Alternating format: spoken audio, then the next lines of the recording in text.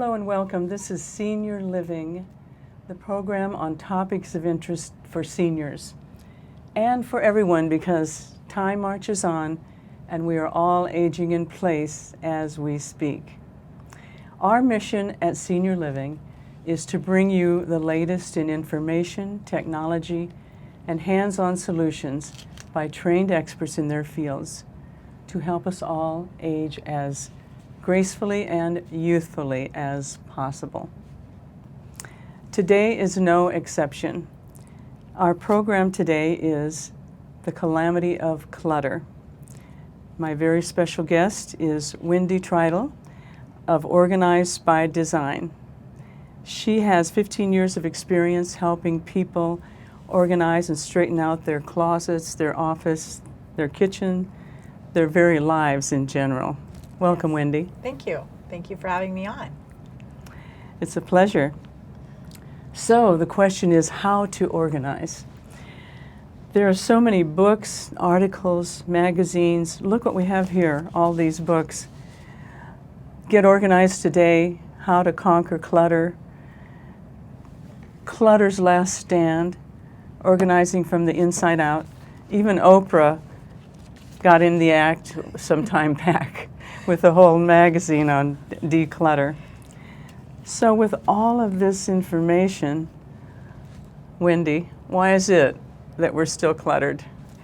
Yes. Well, I think today's world, especially with COVID, people just like to collect things. They feel an empowerment. They really want to have value.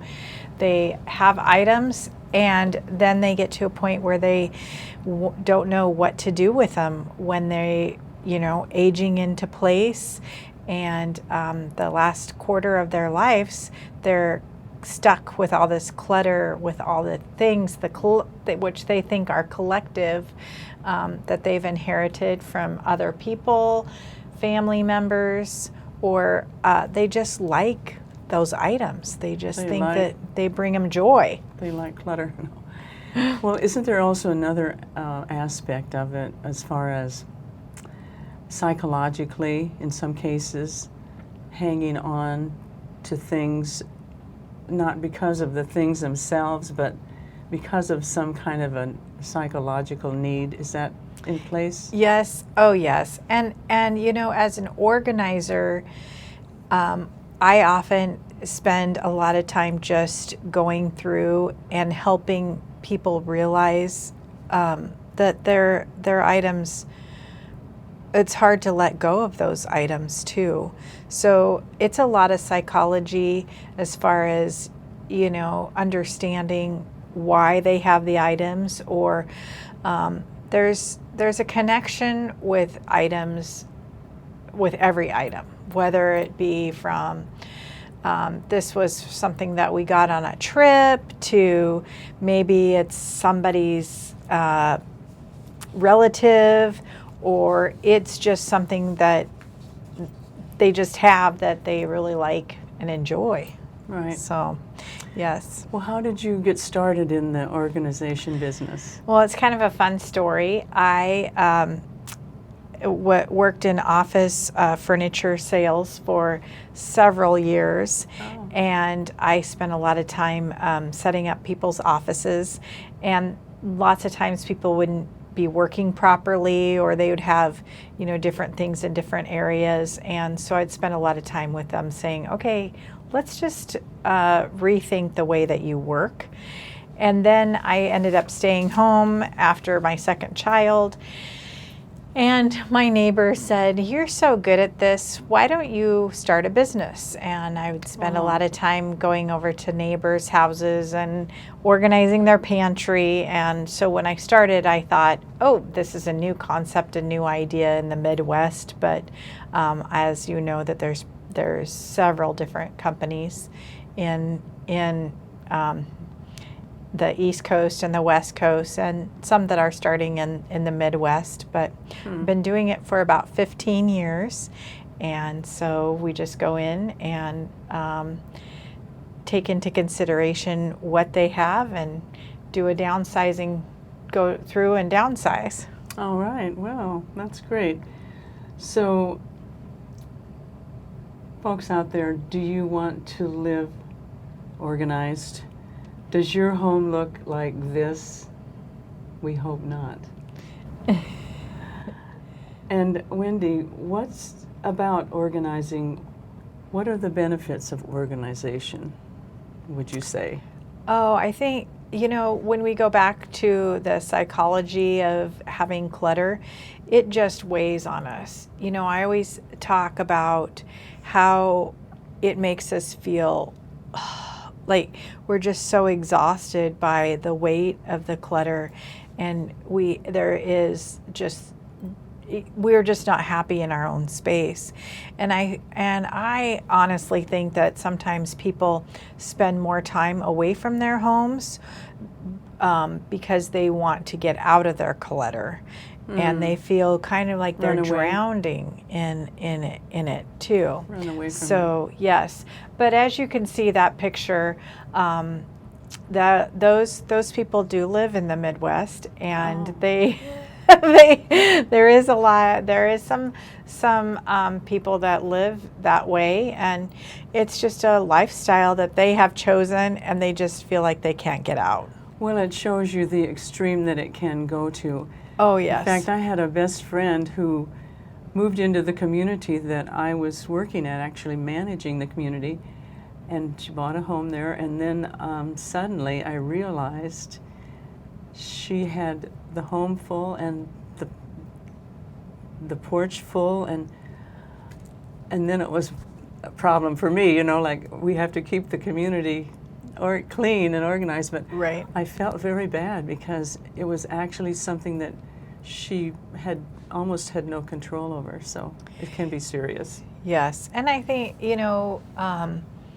more of the seniors, they like their knickknacks, they enjoy looking at those items, and so when you're downsizing and moving into more of a senior community, that's just the hard thing, to let those things go. Downsizing, understanding what you really need, and you get back into more of the baby boomers and the Generation Y and X. Those are the people that are living with items that they're using often, and it might be not the most organized space, but they don't have the decor like people that have lived longer. Of course, they've collected a lot more decor too.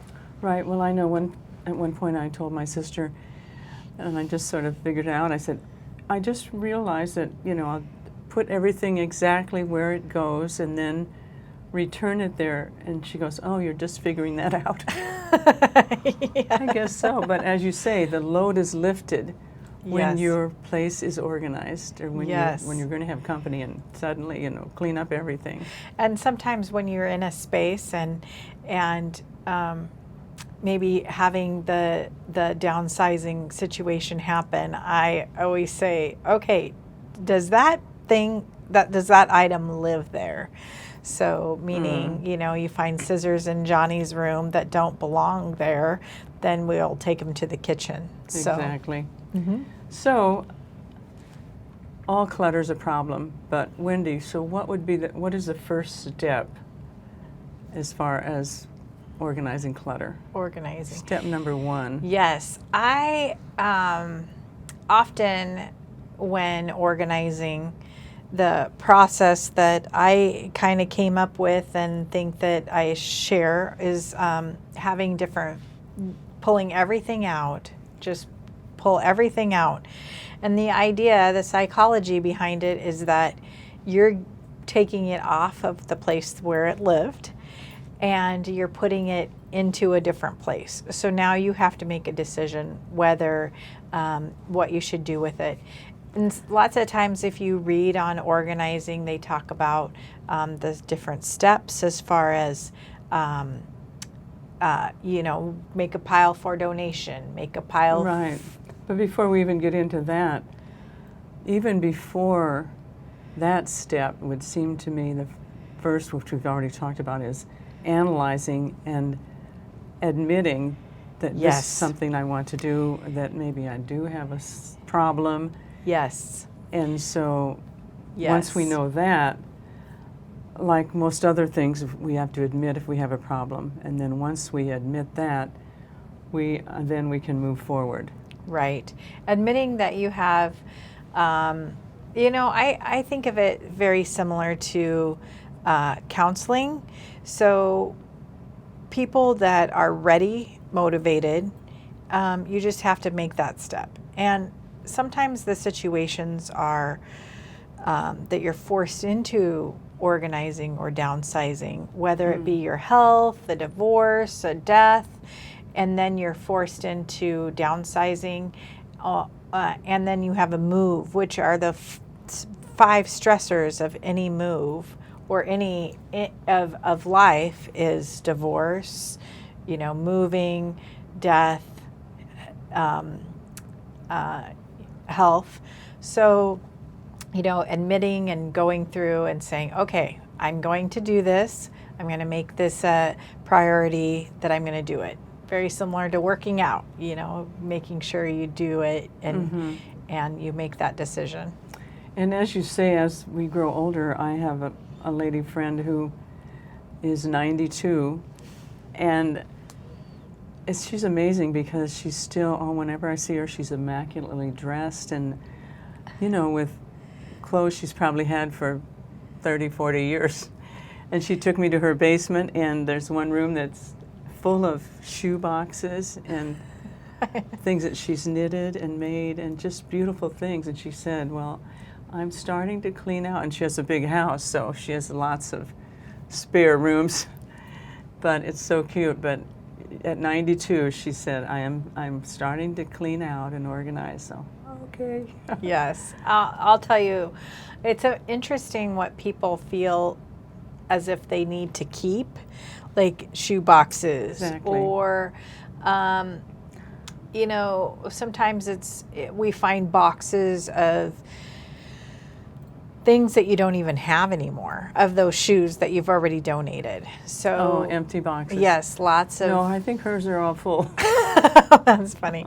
Well, there's always a place for everything too. Yes. Right. So an organized space, you always say, is a more productive life. So your steps, as you said, first of all, you take everything, say if it's what room would you want to talk about? Oh, I think, if we even said the storage room, because it has a lot of items. And we're going to talk about that later with the before and after, but yes. Say it's a kitchen, and so first you said take everything out. Yes, and kitchens are great to organize for because it's easy to get those things stuck in the back of the cabinet, and that those are the things in the back of the cabinet are usually not the things that you're using. So we take everything out, show it. Sometimes I always say, let's talk about how many coffee cups you use. And the average household has 52 coffee cups. Oh my goodness. And I always talk about how if people are coming over for coffee, are you going to have 52 people drinking coffee? So it's very interesting. And then they're like, okay, there's a season for my coffee cups for Christmas or whatever, which is fine. But sometimes people think, oh, I need to keep everything in a set, married, and nobody's using, I shouldn't say nobody, but most of the people are not using saucers, and they feel the need to keep the saucers with the coffee cups. Well, if you're not using it, that's something that you can get rid of. So just taking everything out and putting it out, and then basically going through item by item. And as you probably, with organization, there is a system that you do donation, you do trash. Okay, the different categories. Yes. So, and you might have a category with maybe for your kids that you want to give them those Christmas coffee cups that you're not having Christmas anymore. So donation, trash, Recycle. Yep, recycle and shred. Kids. Yes, things to go through. So that might be something that you say, okay, I found some magazine articles or something that I want to siphon through, and I'm going to give myself a week to look at it or something, just to give you some direction on, okay, we have to do this now and have to get it done within a week. Okay, because that was my other question. How long does it take to organize? Well, Could take forever. yes, it just depends. And you know, when we through Organized by Design, we usually do a 3-hour, just because it's hard to get any people motivated longer than that. Oh, people 3 hours at a time. People find after a couple hours that they're done. They want to move on, or so it's hard because you're taking everything out and you need to put it back. So just to have that discipline of organizing, and do a 3-hour. And sometimes the kitchen, we can do it in 3 hours. Or if you have a section, I always say do a section at a time. If you're gonna conquer the storage room on your own, just have a plan and set some couple hours of time and say, I'm gonna start with this cabinet right here. And so just do section by section. And you know, and I think I've been doing that at home, like little projects, you know, like even this many files that I use all the time. Well, one day I alphabetized them. My whole world changed. It's like, oh, so easy now. Yes. A to Z. Oh, why didn't I think of that before? Yes, it is. It's as simple as putting items that are, maybe you have your home decor on shelves in the basement. It's as easy as, let's put them in sections or put them in bins where they have a lid on them, that they're going to stay, they're not going to be so dusty and dirty when you're ready to use it. And and it's kind of almost a surprise when you open the bin and you find different items in it. So, you know, and have something that looks just that's appears to be nicer when you're into a space and everything's in bins. Right. So, sort of categorized, and then you label them. Do you, the bins? Yes. Normally you would. Yes. Usually, when we go in, we do, bins are things that get rid of the things that you're not using, of course, and the things that you want to keep, let's put them in bins. So say you have those bins for your kids or something, and you want to put their name on it, and you know, you can you can put labels on them and give them the whole bin too. Good idea. Yeah, so holiday, you know, just put holiday and fall. I organized somebody's home today and we got all of our fall decorations. So it was just so easy because we just knew which bin it was. Oh. And whatever she didn't want, she's like, just donate it, you know. So it's pretty easy once you start going, but the whole idea is getting started. So you have sort of a clutter checklist, as you said: donate, recycle, give to the children, keep, but a lot of it, like I can't believe 52 coffee cups. Yes. Yeah. I read that. All right. You know, during COVID, I did a lot of studying on organizing, and yes, the average person has 52 coffee cups, and that's just on average. There's a lot of people that have more. I guess I'm fortunate because I don't have the cupboard space for that. Yes. Which is another problem. The other thing that I think is really interesting when studying is that the average house in 1975 was 2 bedrooms with 1-car garage. And the average home now is 5-bedroom with a 2-car garage. Oh my gosh. So it's doubled in size. And then the more facts to that is that the average, or 23% of people can't even park in their garage. Oh my gosh. So it is something that we have, and I honestly think that there's a lot of advertising, and there's more options for us to go buy items, and so we feel Online. Yes, it's so convenient to buy things and to get it, and it appears to be like it's going to be this fantastic product, and then we get it home and it doesn't work as well as we like, so we feel guilty because we spent money, and then it goes on our shelf and the garage that we're not parking our car in. Right. Well, let's look at some before and after. Perfect. So the first one is, let's talk about the garage, because you know, it's pretty cluttered. Like you said, probably can't even park the car in there.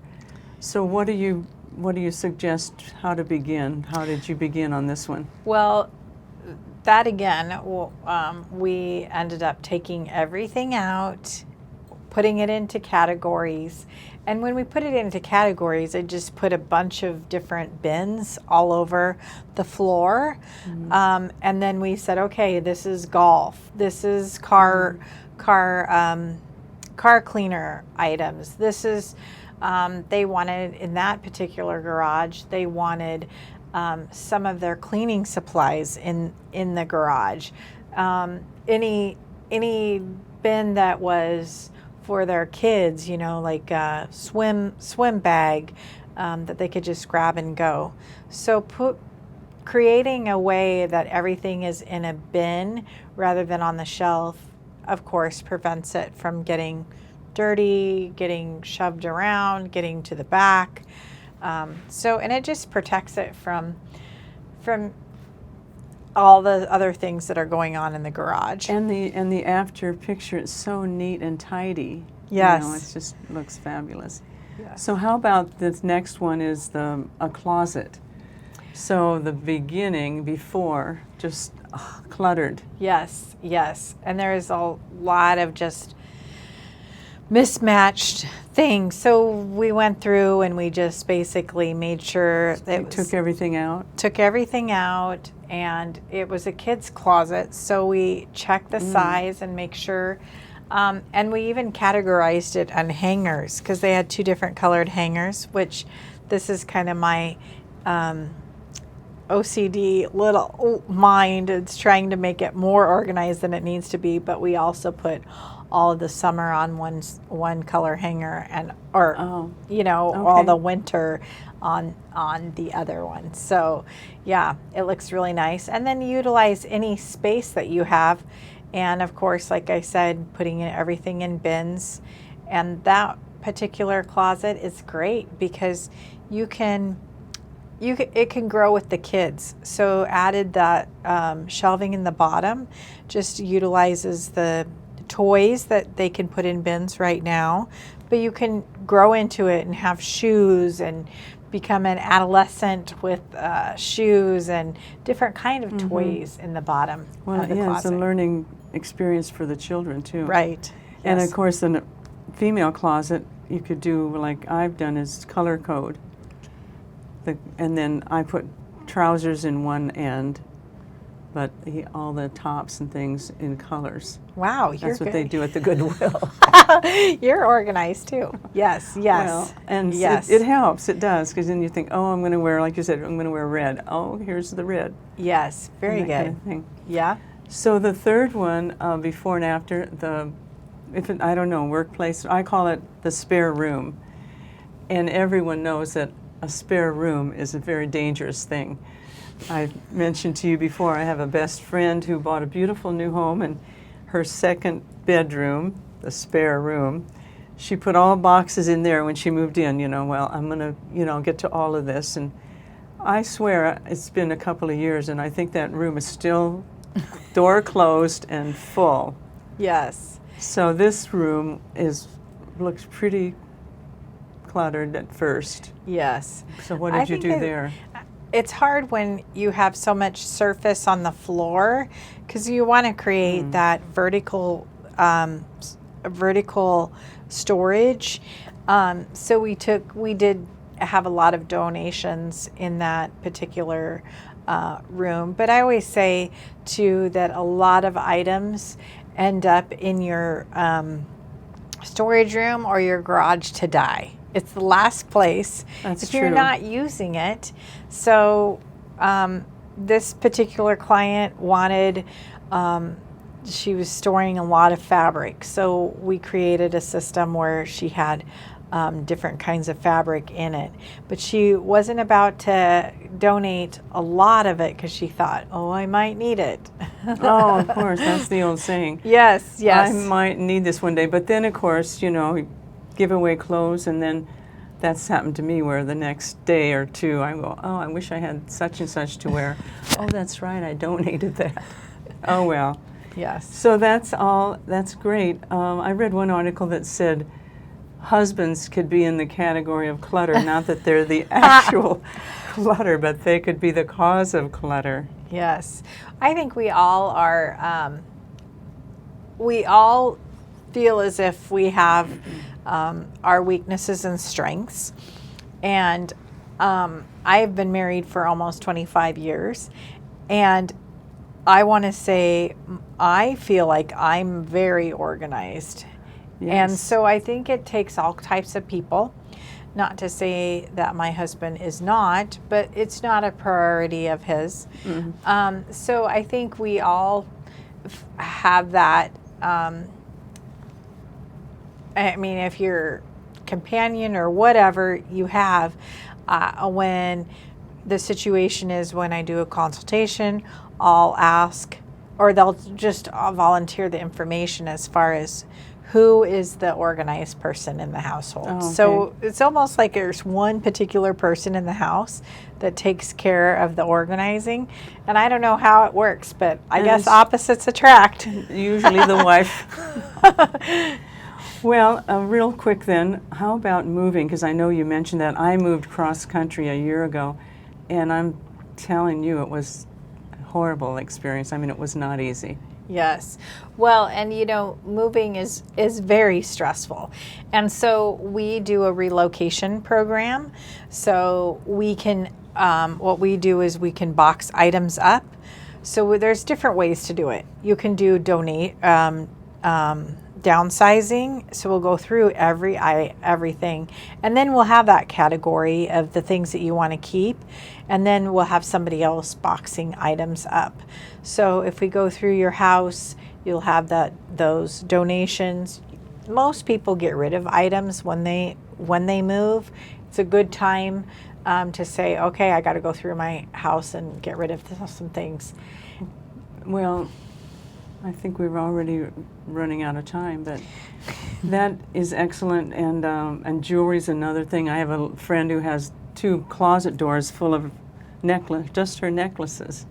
And every day I see her, I go, oh, another perfect outfit, you know, with jewelry and all. And so it's fun, but it's so much better when we organize. Yes. So yes, thank you. is. Thank you for all of this information. And this has been a great program. Thank you so much for your input. Please join us again for another important topic of interest. And until we meet again, this is Lynn Brennan saying, get organized, happy, healthy aging, and God bless.